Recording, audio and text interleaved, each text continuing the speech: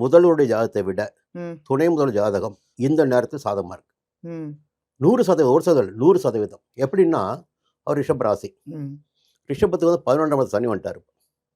அதுவே இப்போ ஏப்ரல் மாதம் 12ஆம் தேதிக்கு பிறகு அவர் அஸ்தமன நிவர்த்தி அடைஞ்சிடுவார்.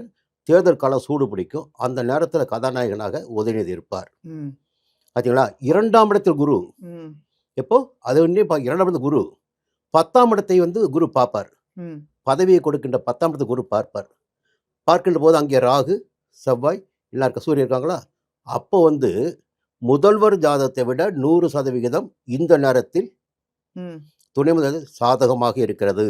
நிறைய அதே நேரத்தில் இன்னொரு விஷயம் சொல்லிடுறேன். ஆ சிம்ம ராசிக்கு பார்த்தீங்கன்னா 5ஆம் இடத்தை குரு பார்க்குறார். ம் மார்ச் 17க்கு பிறகு 5ஆம் இடத்தை குரு பார்க்குறார். பூர்வ புண்ணிய ஸ்தானம், புத்திரஸ்தானம், ம் பிள்ளைகளால் பெருமை அடைவது. ஓகே. சிம்ம ராசி யாரு?